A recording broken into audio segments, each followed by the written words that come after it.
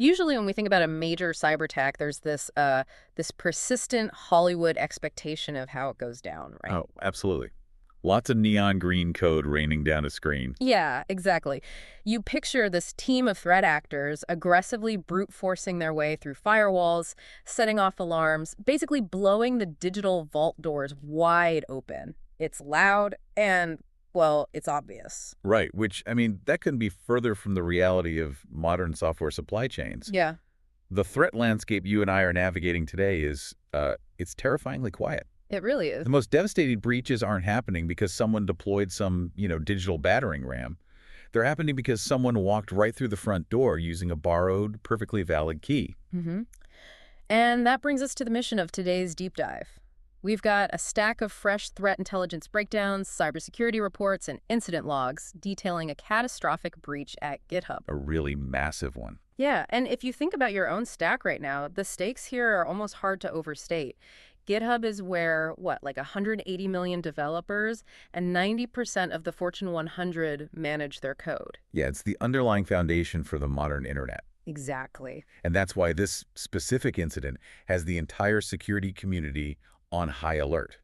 The threat intel paints a picture that is fundamentally different from a standard data leak.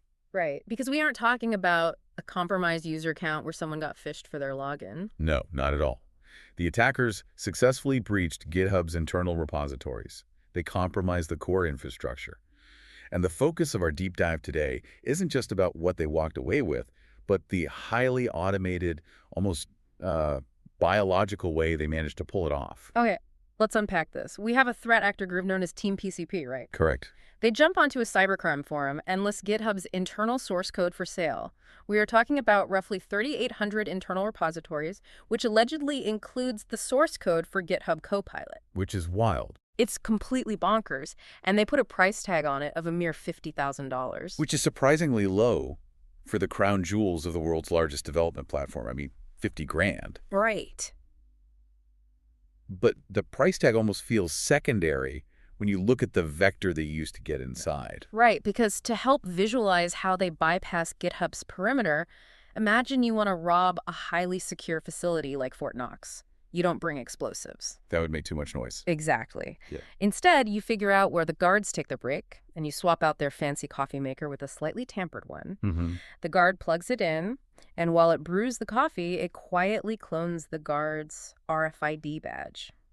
In this breach, the coffee maker was a poisoned Microsoft Visual Studio Code extension. Yes, a VS Code extension. An employee installed this seemingly benign add-on, and just like that, the attackers were inside. It's the perfect Trojan horse because developers implicitly trust their local environments. An IDE extension isn't just a cosmetic tweak. It executes with the privileges of the developer. Right, it's running right there on their machine. Exactly. Once that poisoned VS Code extension is installed, it has access to the local file system, environment variables, and the SSH agents running on that machine. Yeah. The employee invited the threat inside perfectly willingly. But wait, GitHub has stated they have no evidence that external customer data was directly leaked in this specific event. Right. That's what the logs show. So if customer data wasn't the target, and they are actively rotating their secrets to invalidate any stolen tokens, why does stealing the internal code matter so much? Like, does the old code actually give them any leverage? Oh, absolutely, because internal source code is fundamentally an attack map. Even if every single API key and token is rotated, the source code reveals GitHub's internal security architecture.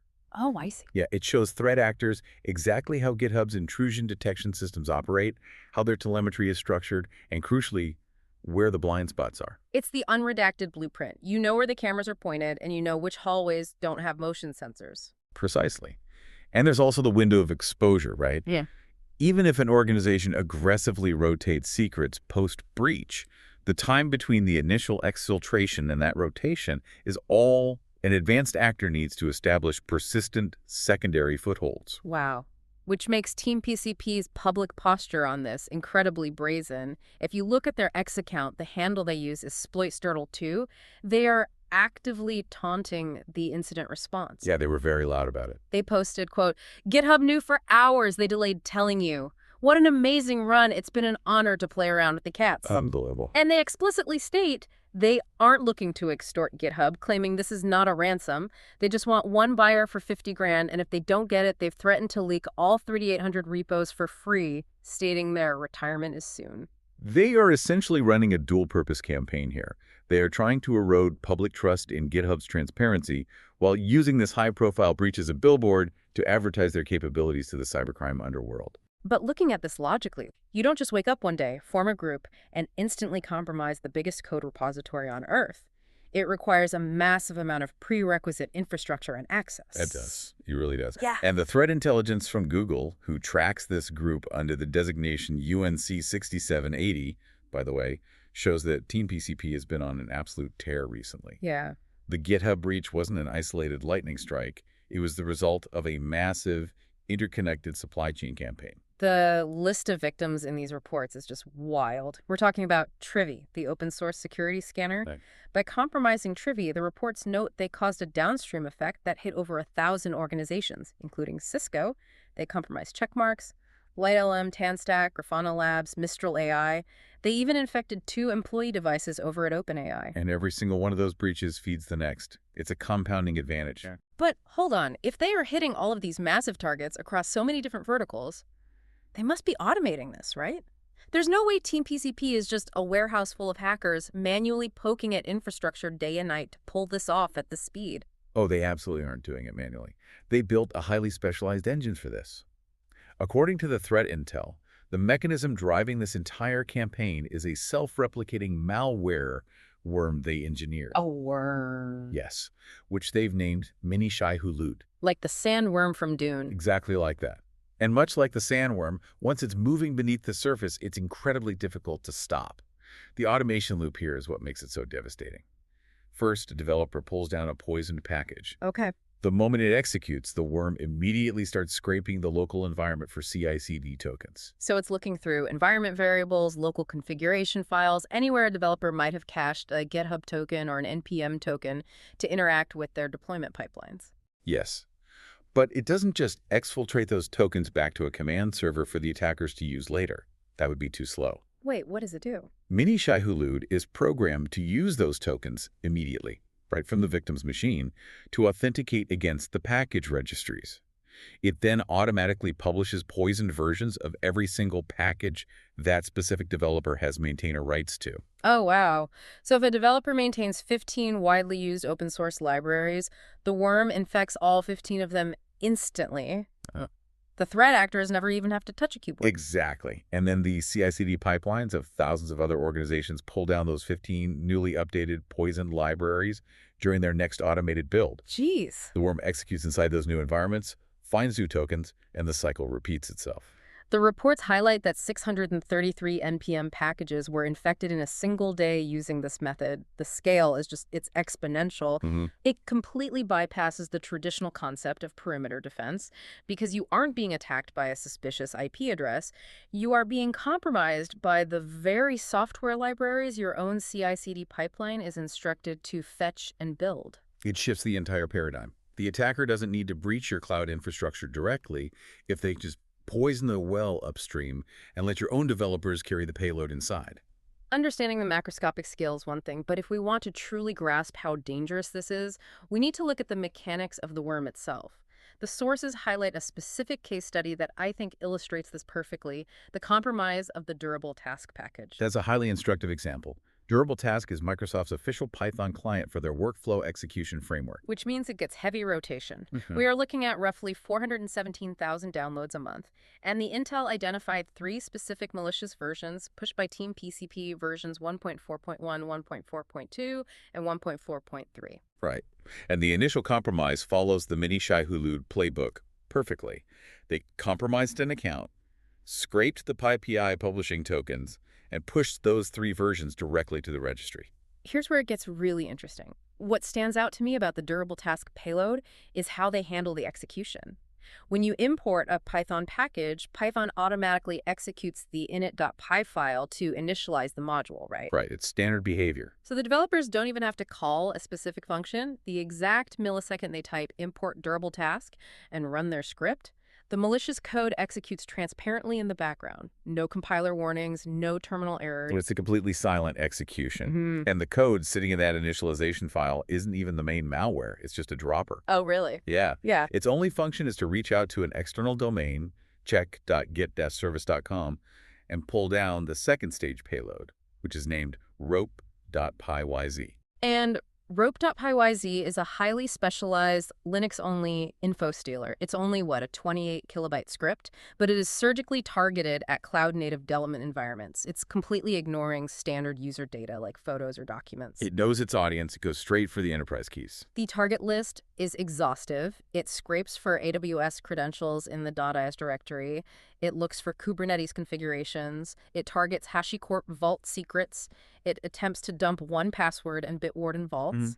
It pulls SSH keys, Docker credentials, VPN configs. Basically, if it's an authentication credential used in modern DevOps, rope.pyz has a function written to steal it. But theft is only half the objective here. The threat intel from Aikido Security and Step Security details how the malware handles lateral movement, and it leverages the target's own infrastructure against itself. How's that? Well, if the script detects it's running on an AWS EC2 instance, it doesn't try to scan the network or run loud exploits. It simply queries the AWS metadata service, assumes whatever IAM role is attached to the instance, and uses SSM AWS Systems Manager to silently push itself to up to 5 other internal instances. Wait, it's using the native cloud management tools as a propagation mechanism. Exactly. It abuses the built-in trust. And if it detects it's inside a Kubernetes cluster, Yeah. it parses the kube config and uses kubectl exec to jump across pods. It requires zero-day exploits. It's purely living off the land, abusing the intended administrative features of the cloud environment. That is terrifying. And that brings us to my favorite technical detail in the entire report, C2 redundancy. Yes. Normally, malware has a hard-coded command and control server address, right? But if a security team spots the traffic, they block the IP and the malware is orphaned. TeamPCP built a fallback mechanism called the fire scale trick. It's an incredibly resilient backup system. If rope.pyz can't reach its primary C2 server, it executes this fallback function. It uses the GitHub API to dynamically search public commit messages across the entire GitHub platform, looking for a specific text string fire scale. It's basically a sleeper agent leaving a chalk mark on a public mailbox. When the malware finds that specific commit message, it grabs a string of text right next to it, decodes it using base64, and that text translates into the URL of the new backup C2 server. They are using GitHub's own public benign infrastructure as an encrypted routing layer for their malware. The security teams can't block GitHub, so the communication channel stays open. Right. From an architectural standpoint, that level of planning is highly sophisticated. It mirrors tactics usually reserved for advanced state-sponsored actors. Which makes the final piece of this worm so jarring. Because on one hand, you have this flawless, logical, highly optimized architecture. But looking strictly at the code here, ignoring the obvious geopolitical noise for a second, the researchers found a wildcard feature bolted into the malware that is completely chaotic. The anomaly in the environment checks. Right.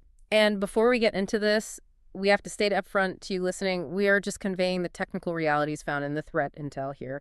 We aren't taking any political sides or endorsing any viewpoints. Absolutely. We are strictly looking at the code behavior. So, deep inside the Mini Shai-Hulud worm, it checks the local system settings of the machine it just infected.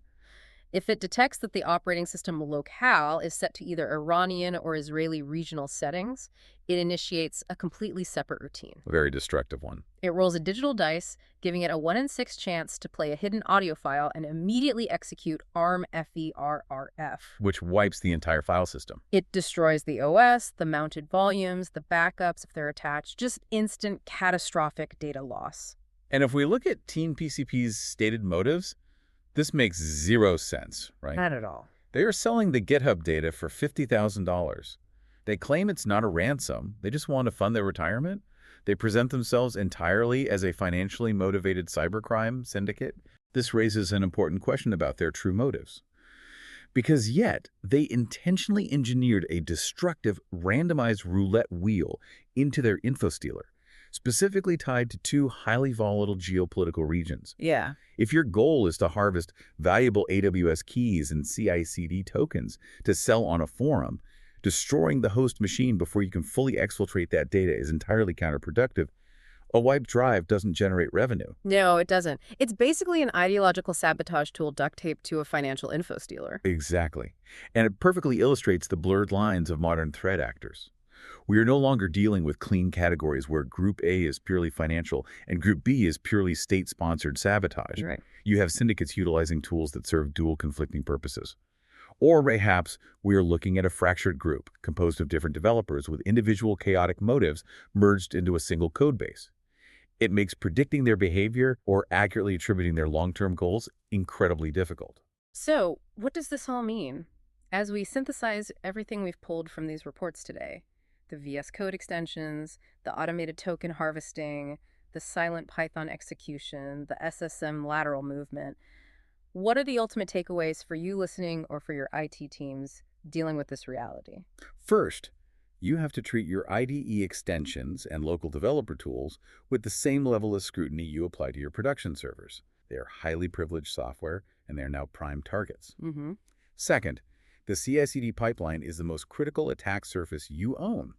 Threat actors don't want to fight your production firewalls. They want to compromise the factory that builds your production code.